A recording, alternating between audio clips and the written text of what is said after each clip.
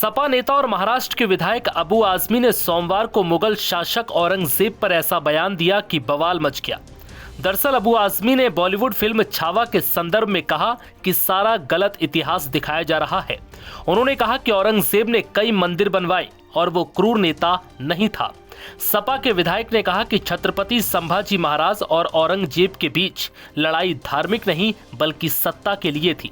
अगर कोई कहता है कि ये लड़ाई धर्म के लिए थी तो मैं इस पर विश्वास नहीं करता। उन्होंने कहा कि अगर औरंगजेब रहमतुल्लाह ने मंदिर तोड़े थे तो उसने मस्जिदें भी तोड़ी थी। अगर वो हिंदुओं के खिलाफ होता तो 34% हिंदू उसके साथ नहीं होते। राजा लोग सत्ता और संपत्ति के लिए संघर्ष करते थे। उनका वो धर्म के नाम पे उनका कोई काम नहीं था कि धर्म हिंदू करो मुस्लिम करो। जिसने 52 साल तक हुकूमत किया हो तो अगर ज़बरदस्ती हिंदुओं को मुसलमान बनाना चाहता हो तो भारतवर्ष में कितने हिंदू मुसलमान बन जाते। ये सारी चीज़ें कब शुरू हुई हैं?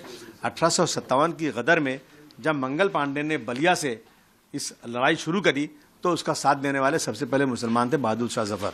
अंग्रेज़ों को लगा ये हिंदू मुस्लिम साथ रहेंगे तो हम आज़ादी की लड़ाई हम इस लड़ाई में यहाँ राज नहीं कर सकते हैं। इन्होंने इस तरह हिस्ट्री को बदनाम शुरू किया। मैं फिर कह रहा हूँ कि औरंगजेब रहमतुल्लाह अलैह जो हैं उन्होंने मंदिर तोड़ी तो मस्जिद भी तोड़ी है। उन्होंने गोलकुंडा की मस्जिद की जो ताना राजा थे तानाशाह क्या नाम था उसका, उसकी मस्जिद तोड़ा उन्होंने, वहाँ पे मंदिर भी तोड़ा। अगर तो क्या वजह है उसकी पता लगाना चाहिए। लेकिन अगर वो हिंदू के खिलाफ होते तो 34% हिंदू उनके साथ नहीं रहते और उनका सिपह सालार हिंदू नहीं रहता। मेरा कहना है कि इसको हिंदू मुस्लिम एंगल से नहीं देखना चाहिए।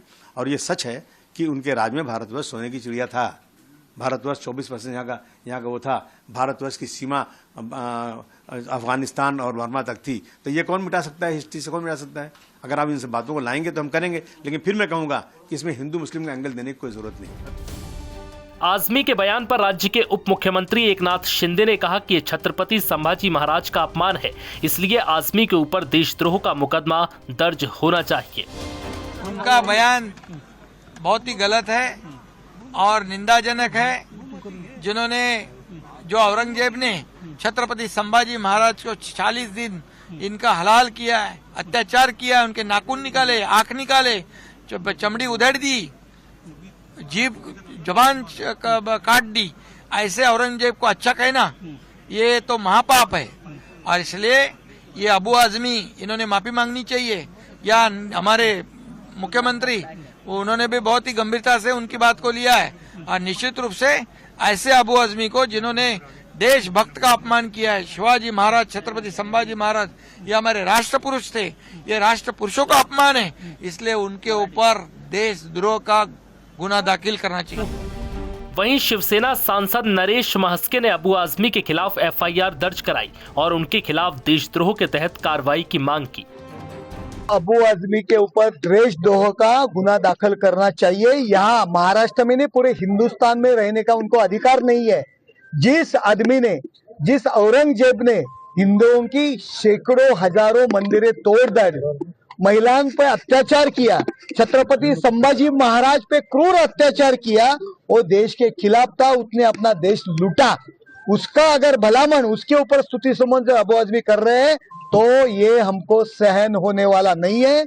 हमारे नेता एकनाथ शिंदे साहब ने सुबह ही मांगनी की है कि अबू आजमी के ऊपर देशद्रोह का गुना दाखिल करना चाहिए। आज हम यहाँ उनके ऊपर देशद्रोह का गुना दाखिल कर रहे हैं। इस्तीफा की मांग करोगे? इस्तीफा की मांग कर रहे हैं। 52 बार औरंगजेब ने जो है हुकूमत की है, लेकिन वो क्रूरतावादी नहीं था। अगर वो ऐसा करता तो अनेक अपना इतिहास देखो। छत्रपति संभाजी महाराज को महीने तक उन्होंने बंद करके रखा, क्रूर अत्याचार किया, धर्म परिवर्तन के लिए महिलाओं पे अत्याचार किया, अपने मंदिरें लूटे, मंदिरें तोड़ डाली। उस औरंगजेब का अगर वो अबू आजमी भलामण करते तो उनको भी हम महाराष्ट्र में घूमने नहीं देंगे। वहीं शिवसेना विधायक आदित्य ठाकरे ने भी छत्रपति संभाजी महाराज का अपमान करने वाले आजमी पर कार्रवाई कर उनकी गिरफ्तारी की मांग की है। आदित्य ठाकरे ने कहा कि महाराष्ट्र का कोई भी व्यक्ति ये स्वीकार नहीं कर सकता। नव भारत टाइम्स की रिपोर्ट।